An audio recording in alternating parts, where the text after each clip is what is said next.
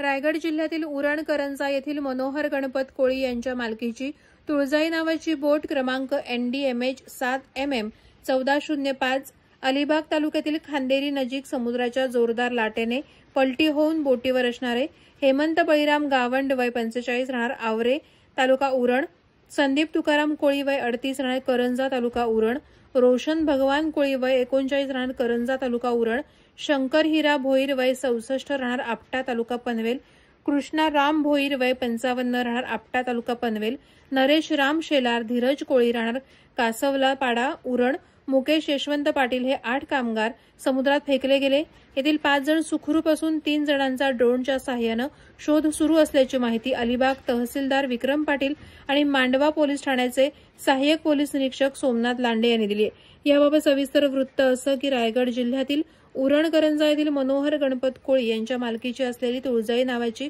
मच्छीमारी बोट ही करंजा येथून सकाळी 7 वाजण्याच्या सुमारास मासेमारीसाठी हेमंत बळीराम गावंड, संदीप तुकाराम कोळी, रोशन भगवान कोळी, शंकर हिरा भोईर, कृष्णा राम भोईर,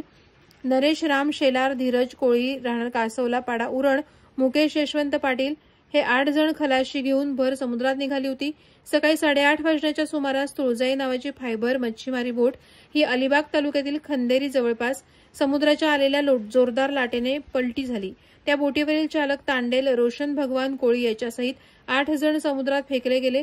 या 8 पैकी हेमंत बळीराम गावंड, संदीप तुकाराम कोळी, रोशन भगवान कोळी, शंकर हिरा भोईर, कृष्णा राम भोईर हे 5 पोहत मांडवा पोलीस ठाण्याच्या हद्दीतील दिघोडी समुद्रकिनारी दुपारी 3:30 ते 4 वाजण्याच्या सुमारास आले। याची माहिती मांडवा पोलीस ठाण्याचे प्रभारी सहाय्यक पोलीस निरीक्षक सोमनाथ लांडे यांना मिळताच त्यांनी 5 जणांना उपचारासाठी अलिबाग येथील जिल्हा रुग्णालयात दाखल केलं। तसंच या घटनेची माहिती पोलीस अधीक्षक आंचल दलाल तसंच अलिबाग तहसीलदार विक्रम पाटील यांना देण्यात आली।